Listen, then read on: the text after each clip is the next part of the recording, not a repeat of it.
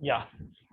So basically today we are going to discuss some more features of the polynomial in which we will learn how to calculate the zeros of the polynomial. Actual में जो polynomial के zeros हैं वो कैसे calculate किए जाते हैं वो मैं बताऊंगा इस क्लास में, ठीक है।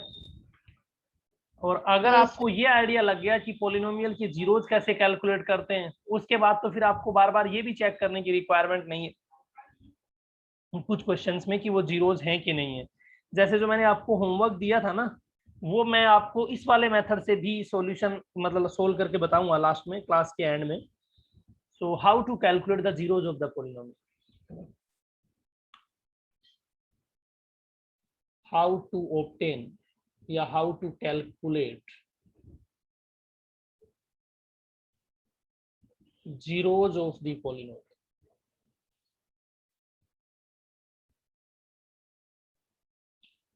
right? Yes sir. मतलब किसी पोलिनोमियल के जीरोज अपन को कैसे कैलकुलेट करने हैं, ये अगर आइडिया लगता है तो ये बहुत इंटरेस्टिंग चीज है। या अक्षान ने ज्वाइन कर लिया है, दैट साउंड्स गुड। ठीक, तो उसका क्या तरीका है मैंने आपको बताना है।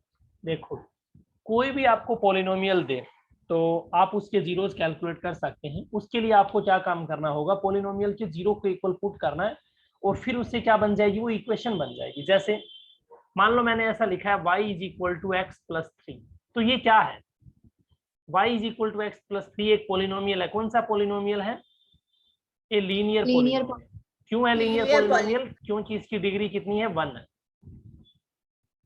ठीक है, अगर अपने को जीरोज कैलकुलेट करने हैं to get the zeros of this, to get the zeros of px, मैं एक काम करता हूं, इसका नाम थोड़ा चेंज कर देता हूं, इसको px कर देता हूं कि px is equal to this. I hope आप समझ पा रहे हो। तो जीरोज फाइंड आउट करने के लिए आपको क्या काम करना है, px को जीरो के इक्वल कर देना है। px है क्या, px है x प्लस 3, इसको आप जीरो के इक्वल कर दो। ये प्रोसेस है जीरोज फाइंड आउट करने के लिए। मैंने क्या काम कर दिया, px को जीरो के इक्वल कर दिया। ये कंसेप्ट है, एक तरीके से आप ऐसा समझ सकते हो। जैसे ही x प्लस 3 को आपने जीरो किया तो आपके पास जो x plus 3 is equal to zero है ना, वो क्या बन चुका है, अब ये एक इक्वेशन बन चुकी है, ये लीनियर इक्वेशन। ये क्या है, एन इक्वेशन। तो आपको यहाँ पे क्या बेसिक डिफरेंस समझ आया एक पोलिनोमियल के बीच में और एक लीनियर इक्वेशन के बीच में? Yes sir. मतलब एक इक्वेशन क्या होगी, जब आपको कोई पोलिनोमियल गिवन और उस पोलिनोमियल को आप जीरो के इक्वल कर दो तब वो बन जाएगी इक्वेशन, और इतना पार्ट गिवन है सिर्फ तब वो रहेगा पोलिनोमियल। आई होप आप समझ पा रहे हो, ठीक है। Yes sir. So now we are going to solve this equation to get the zeros of the polynomial. और लीनियर इक्वेशन को सोल्व करना बेहद इजी है, आपको सिर्फ एक प्रोसेस, एक अप्रोच फॉलो करनी रहती है। क्या रहेगा कि यहाँ पे मुझे कैलकुलेट करनी है एक्स की वैल्यूज, मतलब जीरोस का मतलब यही है ना कि we are going to calculate the values of x.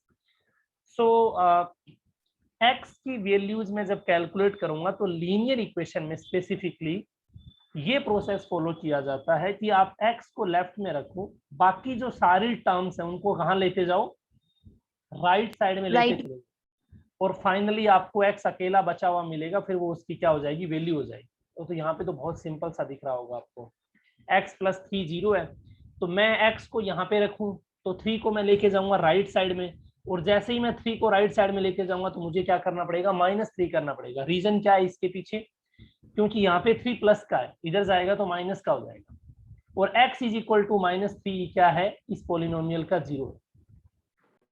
समझ आया? Yes. मैं बोल दूंगा कि Yes sir. it is a zero, it is a zero, it is a zero of given polynomial. Sir -3. हाँ, -3 इस पोलिनोमियल का जीरो है। अब आप कहोगे सर कैसे, देखो x प्लस 3 में आप -3 पुट करो, जैसे ही आप -3 पुट कर रहे हैं जीरो बन रहा है, मतलब अपन ने जो जीरोस कैलकुलेट किया वो बिल्कुल करेक्ट है। बात समझ गए भाई? अब Yes, एग्जाम yes, आपके माइंड में एक चीज और आनी चाहिए सर कि हमें कैसे पता लगेगा एक पॉलिनोमियल के कितने जीरोज हैं और उसका क्या तरीका है, मतलब कैसे आइडेंटिफाई करें कि टोटल नंबर ऑफ जीरोज क्या हो सकते हैं पॉलिनोमियल में पॉसिबल।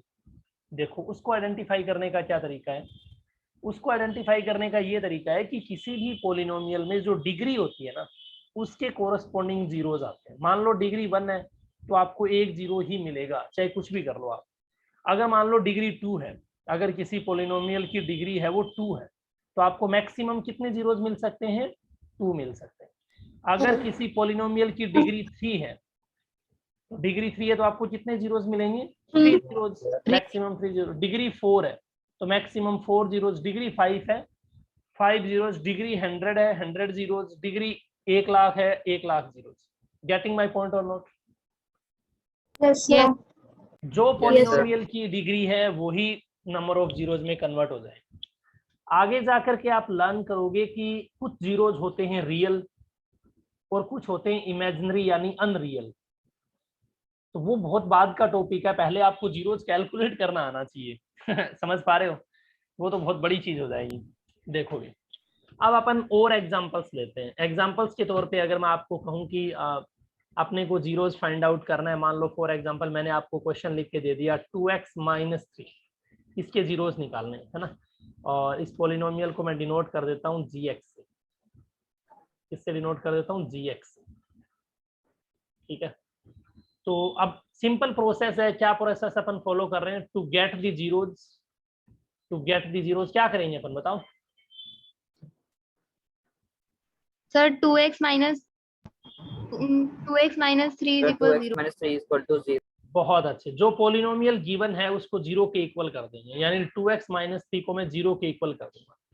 क्या आपको इस जो ये जो मैंने लिखा है, क्या आपको ये लीनियर इक्वेशन नहीं नजर आ रही? अगर आपको ये एक लीनियर Yes, sir. इक्वेशन नजर आ रही है, it's Yes, sir. Linear equation, तो बस एक पैटर्न फॉलो करना है। x को आप लेफ्ट साइड में रखो, बाकी सारी टर्म्स को राइट साइड में लेके जाओ। अब इसका मतलब क्या होता है कि पहले उस टर्म को लेफ्ट में रखने की कोशिश करो जिसमें x है, बाकी टर्म्स को राइट में लेते जाओ। जैसे कि मान लो मैंने यहाँ पे 2x को रखा, अब मैं 3 को ले गया राइट साइड में। 3 यहाँ पे किसका था, माइनस का था, तो यहाँ पे आएगा प्लस का, और वो साइन आपको लगाने की रिक्वायरमेंट नहीं है। क्यों? क्योंकि जैसे मान लो मैंने लिखा है 2, तो ये सेल्फ अंडरस्टूड है कि 2 पॉजिटिव है, इसको मैंने लिखने की रिक्वायरमेंट नहीं है +2। हाँ, अगर -2 है तो वो लिखेगा -2। बात समझ रहे हो? ये मैथ्स की ब्यूटी है, मतलब ये एक तरीके से डिफाइन करते हैं अपन मैथ्स में ऐसे। x इज इक्वल टू, 3 अब by 2. यहाँ पे 2 क्या है, मल्टीप्लाई में है। 3/2. और जब इक्वेशन में लेफ्ट से अपन राइट जाते हैं, राइट से लेफ्ट आते हैं, तो अगर कोई चीज मल्टीप्लाई में है तो वो कहाँ चली जाएगी, डिवीजन में। डिवाइड में. अगर मैं डिवाइड में है तो वो चली जाएगी मल्टीप्लाई में। अगर माइनस में है तो वो हो जाएगी प्लस, अगर प्लस है तो माइनस।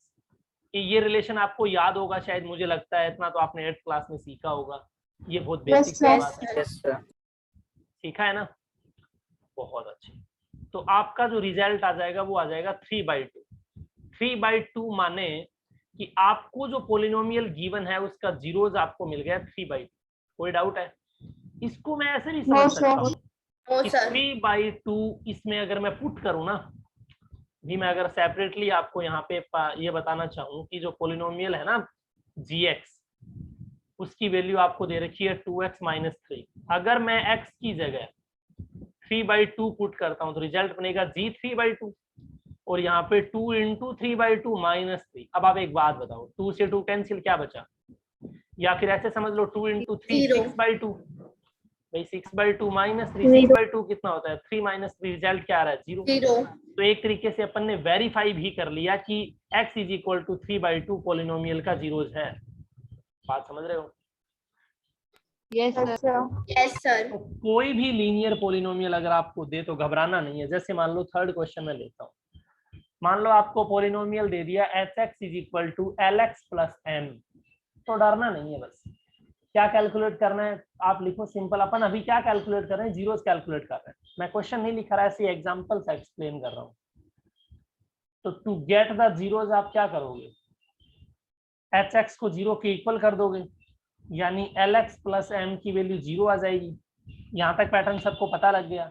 अपना टारगेट क्या है, अपना टारगेट है x की वैल्यू निकालनी है। तो तो मैं पहले उस टर्म को लेफ्ट में ही रखूंगा जिसमें x है, मतलब मैं lx को यही रखूंगा। जिस टर्म में x नहीं है उसको मैं राइट साइड में लेके जाऊंगा। m यहाँ पे m क्या, ये प्लस लगा हुआ है, राइट में जाएगा तो माइनस हो जाएगा, कोई डाउट? अब x की वैल्यू चाहिए तो माइनस m बाई एल हो जाएगी। समझ रहे हो बात को? Yes. Yes, sir. ठीक है ना भी। x is equal to minus m, आपको क्या मिल गया, एक पॉलिनोमियल का जीरोस मिल गया। ठीक है, आई होप आपको ये चीजें क्लियर हो रही है धीरे धीरे। Yes, sir. ठीक है, Yes, sir. ओके। अब अपन आते हैं फोर्थ क्वेश्चन पे। फोर्थ क्वेश्चन मान लो मैंने ऐसा ले लिया कि क्या बोलते हैं, 3x प्लस में √6 है ना, ये पोलिनोमियल है। और इस पोलिनोमियल को अपन ने नाम दे दिया कि ये पोलिनोमियल है px के इक्वल। कोई दिक्कत नहीं है, कैसा ही नाम दे सकते हो, px, qx, gx, hx, yx, जो आपका मन करे। अब आपको क्या करना है, जीरोस कैलकुलेट करना है। टू गेट द जीरोस अपन क्या प्रोसीजर फॉलो करेंगे?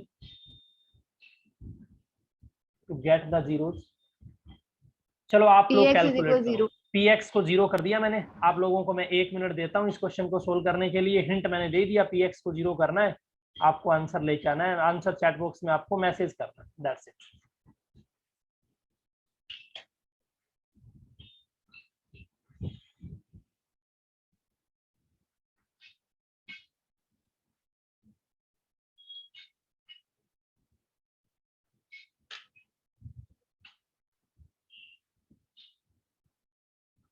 Excuse me, sir.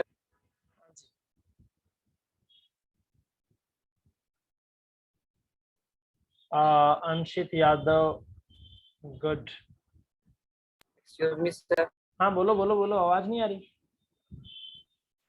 Sir, actually, sir, p of x is equal to 0. तो sir आपने x की क्या कह रहे हो? अक्षान बोल। Hello अक्षान, अक्षान, am I audible to you?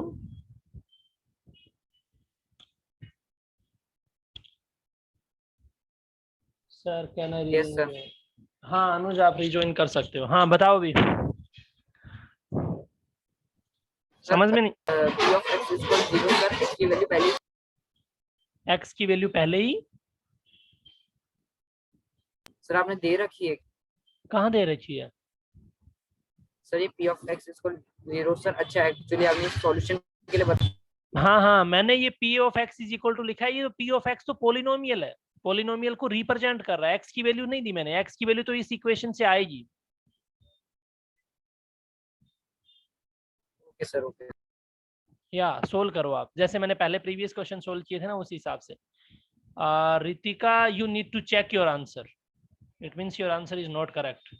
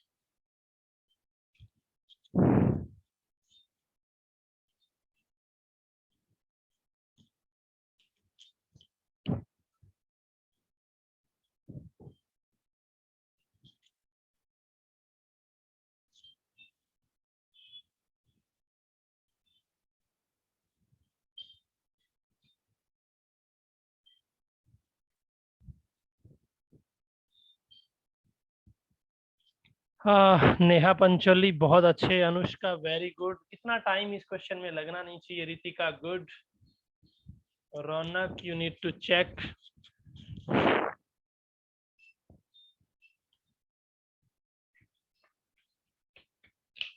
Sir हाँ सर आपने अभी लीनियर पेयर वाला सर आपने क्वेश्चन करा के दिया। अगर आप ऐसा हो गया सर कि x भी आ गया y भी आ गया सर, तो तो वो फिर पॉलिनोमियल तो बनेगा लेकिन वो इक्वेशन नहीं बनेगी, बताऊंगा अभी।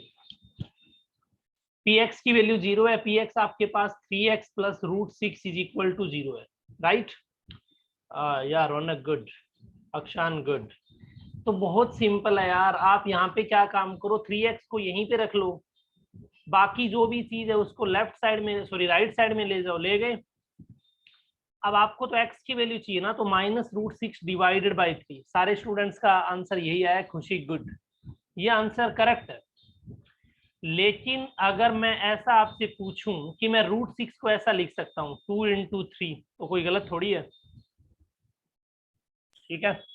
फिर No, आपको sir. अगर मैं ये कहूँ, ये कंसेप्ट आपने सीखा होगा, लर्न भी किया होगा कि जब x × y का रूट रहता है, या फिर मैं मतलब यहाँ पे कहूँ, यहाँ ऊपर लिख देता हूँ इस चीज को, x y का जो रूट है उसको मैं ऐसा लिख सकता हूँ, √x × में √y। तो क्या डाउट है बताओ? तो ये वाली वैल्यू क्या आप ऐसा लिख सकते हो, √2 × में √3 डिवाइडेड बाई 3, माइनस बाहर। अच्छा जी, अब आप एक चीज देखो, क्या मैं ऐसा लिख सकता हूं कि 3 को ऐसा लिखा जा सकता है √3 × √3, यानी √3 का होल स्क्वायर? पता है ना आपको ये बातें भाई? Yes sir. तो माइनस का Yes, रूट, अब जिनको नहीं पता उनको टेंशन नहीं लेना, इसका मतलब उनका पहला चैप्टर का रिवीजन बाकी है, मतलब उनका हुआ नहीं कवर, बैकअप बाकी है, तो आप टेंशन मत लो, बिल्कुल भी आराम से समझ आ जाएगी जब आप फर्स्ट चैप्टर कंप्लीट कर लोगे तो। और ये 3 को मैंने लिख दिया √3 × √3, इतनी बात क्लियर है? तो √3 से √3 क्या हो जाएगा, कैंसिल आउट हो जाएगा। यहाँ पे क्या बचा, इधर बचेगा √2 डिवाइडेड बाय √3, वो भी माइनस का। अच्छा, फिर आप इसको ऐसा तो लिख ही सकते हो, पूरे के ऊपर रूट और माइनस दिस। ये आंसर भी करेक्ट है, करेक्ट है, ये इतना कर दिया तो सही है, लेकिन इतना कर दिया तो सुपर्ब है, दी बेस्ट है, एब्सोल्यूट है, अंतिम है, शाश्वत है। ठीक है, समझ आ रही है अभी बात?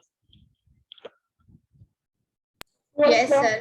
क्या सो अब जैसे एक क्वेश्चन पूछा अंशित ने, बहुत अच्छा क्वेश्चन है, कि मान लो सर अपने को ऐसा दे दिया जाए 2x + y कोई पॉलिनोमियल दे दिया। भाई ये पॉलिनोमियल दे दिया लेकिन इसमें 2 वेरिएबल है और एक ही इक्वेशन में 2 वेरिएबल हैं, तो मैं कैसे कैलकुलेट करूं? मतलब 2x + y को मैं 0 कर दूंगा तो x की वैल्यू क्या आएगी, -y डिवाइडेड बाई 2 आएगी, रिजल्ट तो y में आया। या फिर y की वैल्यू क्या आएगी, -2x आया, रिजल्ट तो x में आया। मेरे को तो क्या चाहिए, जीरो चाहिए, तो जीरोज x और y है, तो बहुत सारे जीरोज हो गए। मान लो x यहाँ पे 1 है, 2 है, सब कुछ है।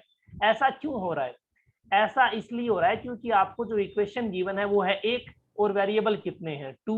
तो अगर आपको 2 वेरिएबल देगा तो वो 2 इक्वेशन भी देगा, अगर आपको 3 वेरिएबल देगा तो वो 3 इक्वेशन भी देगा, ठीक है?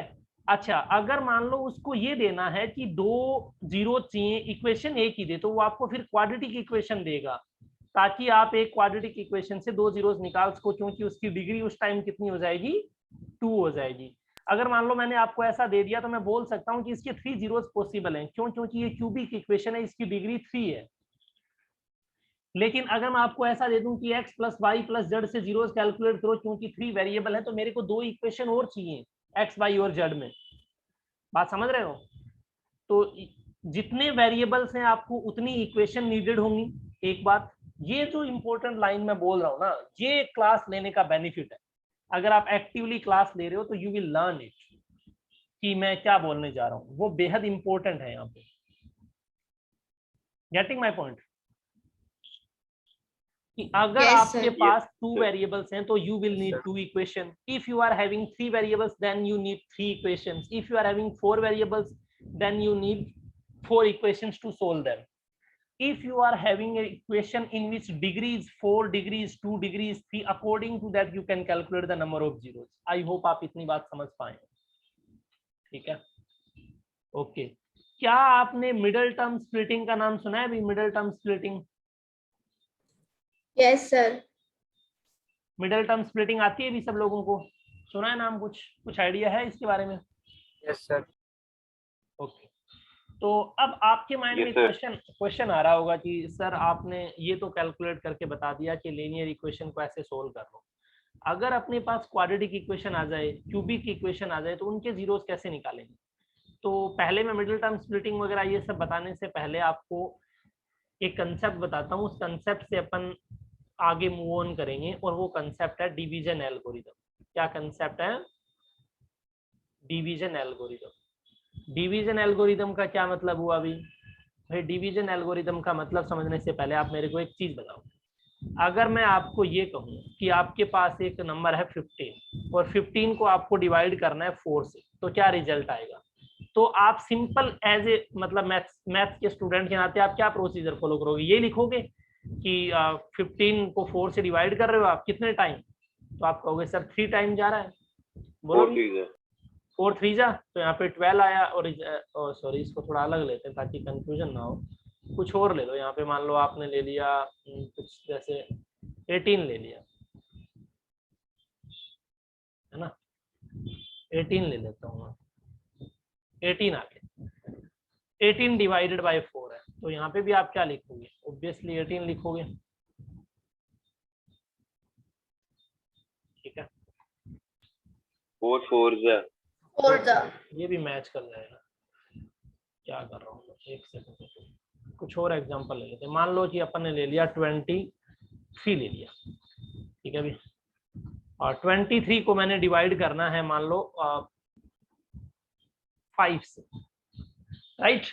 अब 23 को आपको 5 से को डिवाइड करने का पूछे तो आप क्या प्रोसीजर फॉलो करोगे? 23 डिवाइडेड बाय 5 ये करोगे। कितने टाइम जा रहा है? I think 4 times. यहाँ पे आ गया 20, रिमाइंडर कितना बच गया? 3। तो आप अगर ध्यान से देख पा रहे हैं तो क्या मैं ऐसा कह सकता हूँ, मतलब ये जो मैंने डिवाइड किया है इसमें मैं क्या ऐसा कह सकता हूँ कि जो 23 है, मैं सर्कल कर रहा हूँ, ध्यान से देखना, जो 23 है जिसको मैंने सर्कल किया है वो क्या है? वो डिविडेंड है। 23 को आपने डिवाइड किया, 23 डिविडेंड। 4 क्या है? 4 आप कहोगे सर 4 तो डिवाइजर है, जो रिजल्ट आया 4 आपका डिवाइजर है, 4 डिवाइजर है। 5 क्या है जिससे डिवाइड किया है?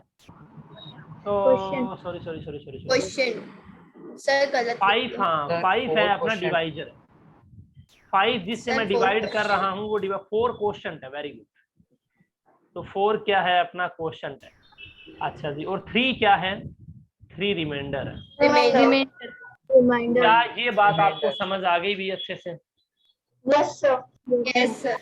तो क्या मैं ऐसा कह सकता हूँ, जैसे यहाँ पे मैंने एक क्वेश्चन दिया आपको, उस क्वेश्चन के बाद मैं कंक्लूजन पे ये पहुंच गया कि 23 को अगर मैं 5 से डिवाइड करूं तो क्या मैं ऐसा लिख सकता हूँ? इस वाले कंसेप्ट को मैंने ऐसा लिख दिया, देखो 23 एज इट इज, यहाँ पे राइट साइड में मैंने लिख दिया 5 से डिवाइड किया। कितने टाइम गया? आप कहोगे सर 4 टाइम गया। क्या बचा? 3 बचा। तो क्या ऐसा लिखा जा सकता है ऊपर वाले डिवीजन को परफॉर्म करें तब? Yes sir. लिखा जा सकता है।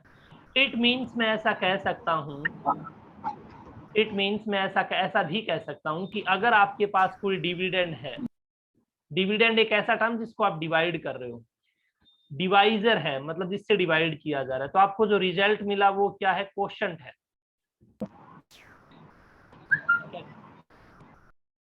क्वोशंट है। तो आपको ऐसा कह सकता हूं मैं, इसको थोड़ा लेफ्ट में राइट में ले लेता हूँ, ठीक है? क्वोशंट। और प्लस में आपको जो बचा वो क्या है? रिमाइंडर है।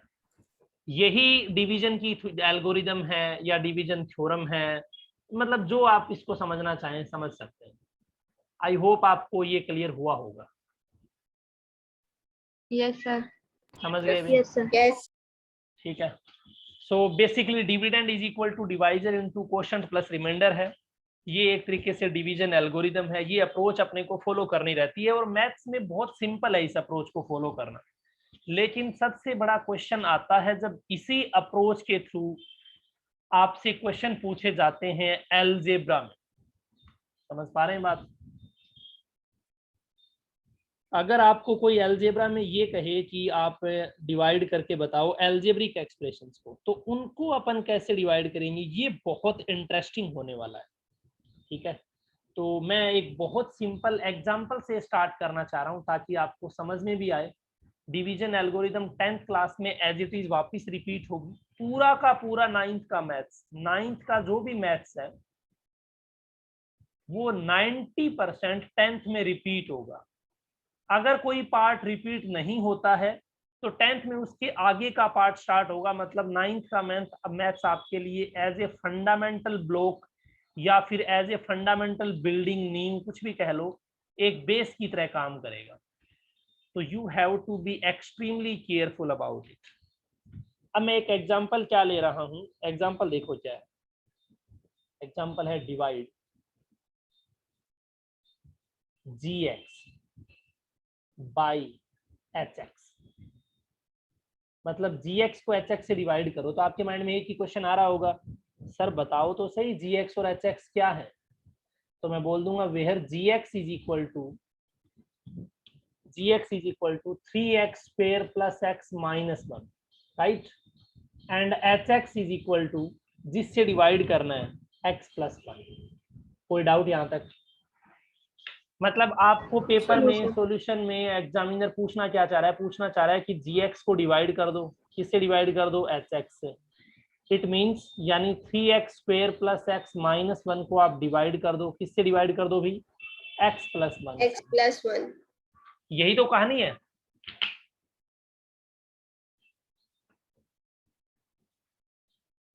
अब आप मेरे को ये बताओ भी, क्या आपको डिवाइड करना आता है?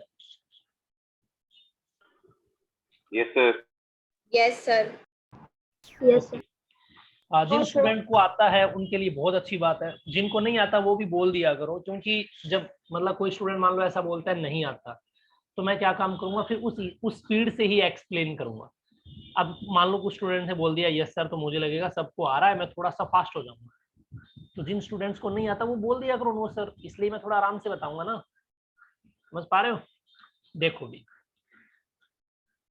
ये पॉलिनोमियल है, इसको इससे डिवाइड करना है। मैथ्स में कैसे डिवाइड करते थे, मतलब सॉरी अरिथमेटिक में कैसे डिवाइड करते हैं, ऐसे ही लिखते हैं ना। 15 डिवाइडेड बाय, मान लो अपने को 4 लिखना है, तो अपन क्या करते हैं, या फिर 15 डिवाइडेड बाय मान लो अपने को 7 लिखना है, तो मैं क्या करूंगा, 15 को 7 से डिवाइड करूंगा। यही प्रोसीजर फॉलो करते हैं। यहाँ पे भी यही प्रोसीजर Yes, फॉलो sir। करनी है कि 3x square plus x minus 1 को आप डिवाइड करो, इससे डिवाइड करो, x plus 1। x प्लस 1 से डिवाइड करो। ठीक है। अब डिवीजन में आपको क्या अप्रोच फॉलो करनी है, वो यहाँ पे मैं राइट साइड में जो चीजें लिख रहा हूँ ना, वो एक तरीके से मेरा रफ वर्क रहेगा। मतलब ये मेरे माइंड में चलनी चाहिए, या फिर रफली ये मुझे चीजें कैलकुलेट करनी होंगी। समझ पा रहे हो? ठीक है। सबसे पहला स्टेप अपने को क्या काम करना है, फर्स्ट स्टेप आपको क्या फॉलो करना है डिवीजन एल्गोरिदम में, कि आपने जो ये भी एक तरीके से पोलिनोमियल है, और ये भी क्या है, पोलिनोमियल है। क्या पढ़ रहे हैं अपन, एक पोलिनोमियल दूसरे पोलिनोमियल को डिवाइड कर रहा है। ये एक अलजेब्रिक एक्सप्रेशन है, ये भी एक अलजेब्रिक एक्सप्रेशन है, यानी एक अलजेब्रिक एक्सप्रेशन दूसरे अलजेब्रिक एक्सप्रेशन को डिवाइड कर रहा है। यही तो पढ़ रहे हैं ना? Yes sir। तो आपको जो पहला स्टेप फॉलो करना है वो ये करना है कि जो पोलिनोमियल लिखा हुआ है वो स्टैंडर्ड फॉर्म में होना चाहिए। अब आप कहोगे सर ये कौन सा फॉर्म है? स्टैंडर्ड फॉर्म का मतलब है कि जो उसकी डिग्री है, यानी जो पावर है, वो होनी चाहिए डिसेंडिंग ऑर्डर में। कौन से ऑर्डर में? Descending order. अच्छा जी, डिसेंडिंग ऑर्डर से क्या मतलब है मेरा? डिसेंडिंग ऑर्डर है मतलब बड़े ऐसा से नहीं होना छोटा। चाहिए, हाँ बड़े से छोटा, यानी ऐसा नहीं होना चाहिए कि x plus 3x square minus 1, ये डिसेंडिंग नहीं है। या फिर ऐसा भी नहीं होना चाहिए सबसे पहले हाईएस्ट पावर आएगी, फिर आएगी उससे छोटा, फिर उससे छोटा, फिर उससे छोटा, ऐसे चलता जाएगा। क्या आप ये बात समझ पाए अभी? Yes sir. Yes sir। ठीक है। एक बात तो आपको जो पोलिनोमियल्स की पावर है वो क्या होनी चाहिए? डिसेंडिंग ऑर्डर में होनी चाहिए। तो मैं यहाँ पे पहला स्टेप लिख देता हूँ, powers of all the polynomial, powers of dividend and divisor, dividend and divisor should be in ascending order, should be in ascending order, sorry descending order। क्या ये बात आपको समझ आ गई भाई कि पावर है वो डिसेंडिंग ऑर्डर में होनी चाहिए? Yes sir। तो यहाँ पे तो पहला स्टेप फॉलो हो रहा है, पावर डिसेंडिंग ऑर्डर में है बाकायदा, कोई दिक्कत ही नहीं है। ठीक है। अब मैं इस वाले स्टेप को क्या काम कर रहा हूँ, यहाँ पे मिटा रहा हूँ, मैं आगे नोट में लिखाऊंगा ये चीज कि अपन को ये बात पता होनी चाहिए, लेकिन मैं नोट में लिखा दूंगा। अब यहाँ पे दूसरा स्टेप आपको क्या फॉलो करना है, बस वो सॉल्यूशन का अप्रोच ही है, एक तरीके से मेथड। सबसे पहले आपको जो डिवाइजर दे रखा है, डिवाइजर x+1 है,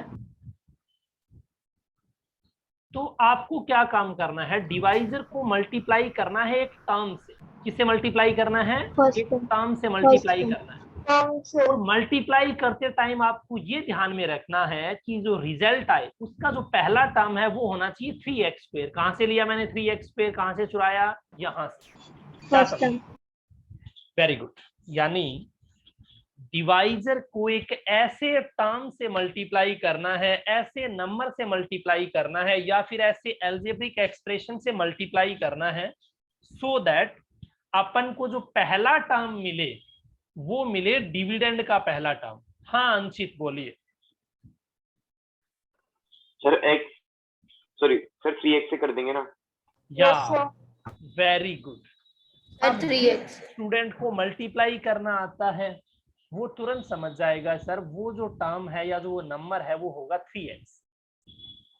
अगर मैं 3x को मल्टीप्लाई करता हूँ x+1 से, तो मेरे पास क्या मिलेगा, पहला टर्म मिलेगा 3x², दूसरा मिलेगा 3x। Yes, sir. अब जिस स्टूडेंट को ये बात नहीं समझ में आई है कि सर 3x से क्यों मल्टीप्लाई किया, क्विकली मेरे को बता दो ताकि मैं आपको फिर से एक्सप्लेन कर दूं। बोलो भी, फटाफट बोलो, शाबाश। यस सर, नहीं आया। नहीं समझ आया? अगर आप नहीं बोल पा रहे हो तो मैसेज कर दो। दीपेंद्र आपको नहीं समझ आया? देखो दोबारा से बताता हूँ भाई, अपने को ये प्रोसेस है इसका।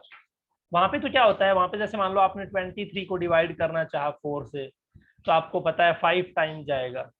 अब ये 5 टाइम आपको क्यों पता है, ये बताओ मेरे को।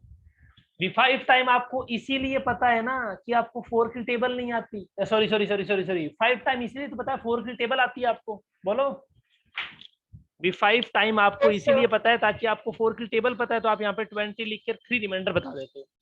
अब यहाँ पे मेरे को x+1 की टेबल थोड़ी पता है। x+1 तो अलजेब्रा है, उसको आप 1 से भी मल्टीप्लाई कर सकते हो, 1x से भी कर सकते हो, 2 से भी कर सकते हो, 2x से भी कर सकते हो, -1 से भी कर सकते हो, -x से भी कर सकते हो, -3x से कर सकते हो।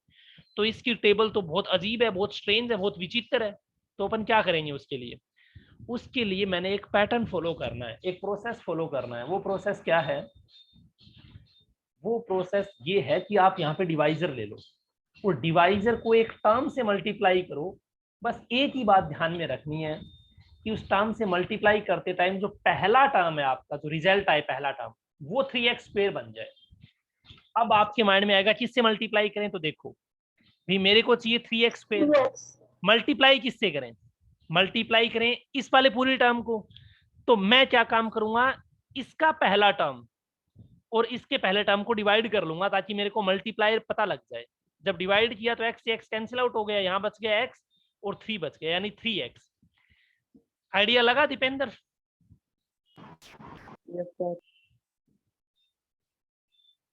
आइडिया लगा भी, शर्माना नहीं है, अभी बता दो, बाद में फिर कुछ भी नहीं समझ आएगा कि क्या हो रहा है ये। Yes sir. गुड। तो यहाँ पे बन गया 3x। 3x से मुझे मल्टीप्लाई कर। अब आप कहोगे सर 3x से जब आप मल्टीप्लाई करोगे ना x+1 को, तो सिर्फ 3x² नहीं आएगा, और भी आएगा। और क्या आएगा? प्लस का 3x। वो पूरा लिखो आप। तो मैंने यहाँ पे प्लस का 3x भी लिख दिया। कितनी बातें समझ आई? Yes, sir. Yes sir. Yes, sir. तो यहाँ पे मैं लिख दूंगा ये पूरा, मतलब मैं क्या काम किया, x+1 को मल्टीप्लाई कर रहा हूँ मैं 3x से। तो 3x आपका क्या आ जाएगा? 3x आपका आ जाएगा कोशंट का पहला टर्म। ओके अच्छा जी, रिजल्ट क्या आ रहा है? रिजल्ट आ रहा है 3x² + 3x। उसको रख दो यहाँ पे। अच्छा जी, और क्या ध्यान में रखना है लिखते टाइम? ये भी ध्यान में रखना है कि x² के नीचे x² वाला टर्म, x के नीचे x वाला टर्म, कांस्टेंट के नीचे कांस्टेंट वाला टर्म। आगे समझ आएगा वो।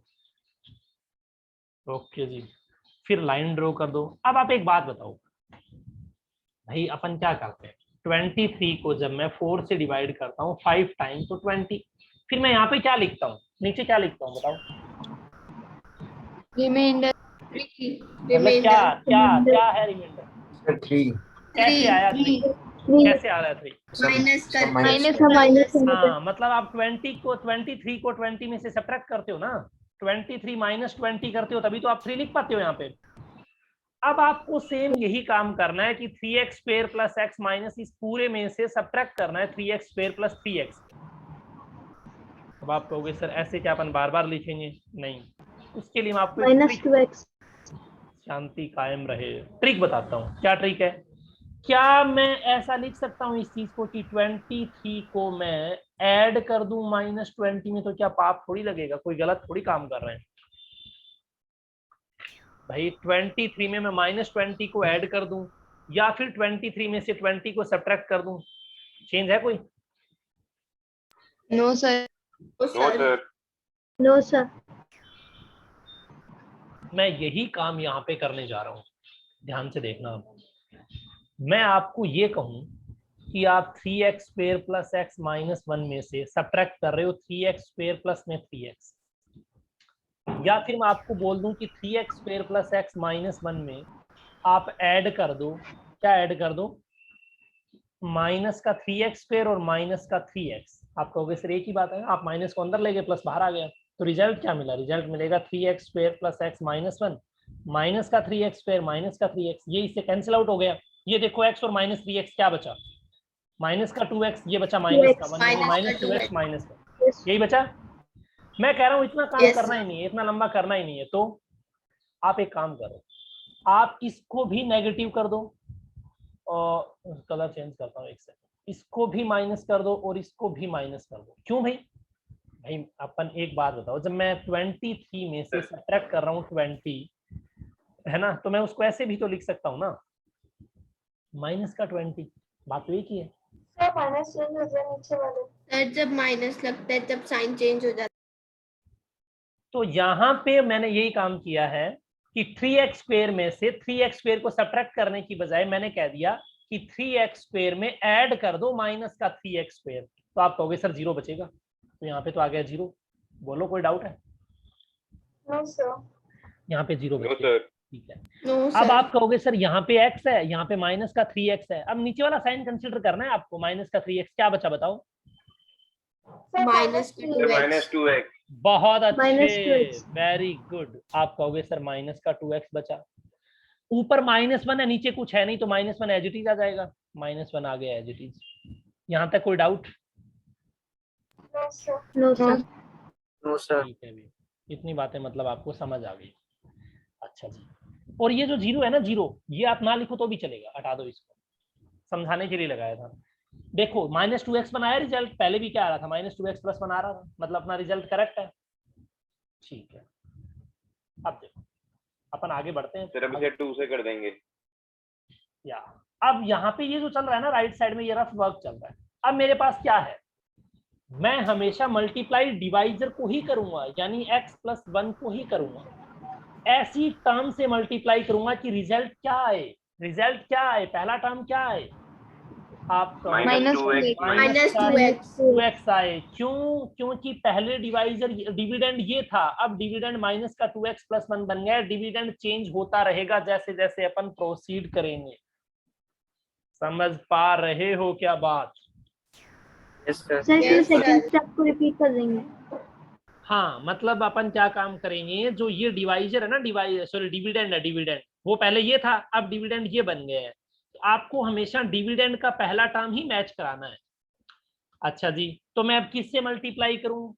x यहाँ पे x है ही, तो मैं मल्टीप्लाई करूंगा सिर्फ और सिर्फ माइनस की 2 से। 2x। अब ये माइनस का 2 आप ऐसे भी ला सकते हो, इस -2x को डिवाइड कर लो इसके पहले टर्म से, x से, रिजल्ट आएगा -2, उससे ही मल्टीप्लाई करना है। थोड़े टाइम में आपको ऑटोमेटिकली ये सब करने की रिक्वायरमेंट ही नहीं है, समझ भी आने लग जाएगा।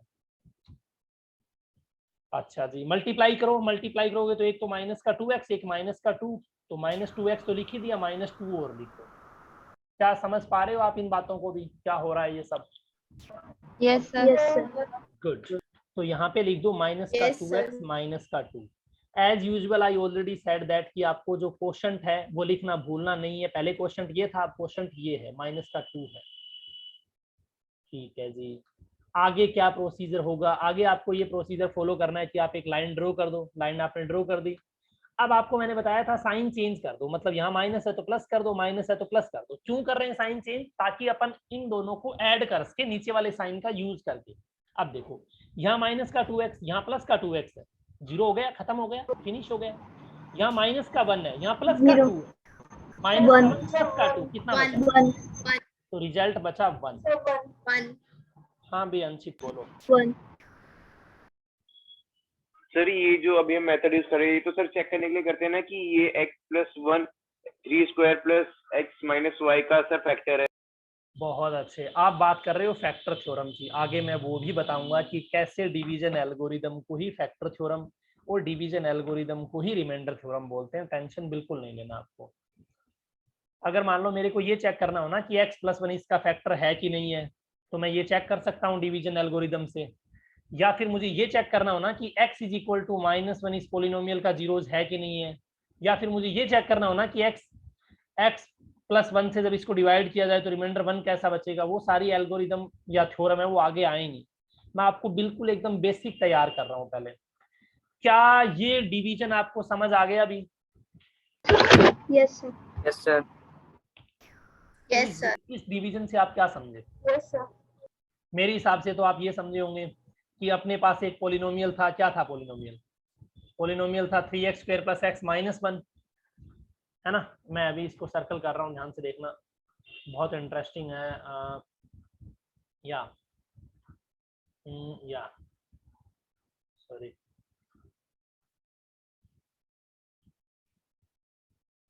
या जो मैंने अभी थोड़ा सा डार्क किया है उस पार्ट को अपन क्या बोलेंगे? डिविडेंड। Dividend. divisor जो पार्ट मैंने अभी सर्कल कर दिया, जैसे ये वाला पार्ट है,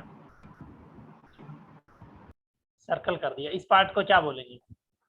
question क्वेश्चन नहीं, क्वेश्चन। क्या बोलेंगे? क्वेश्चन।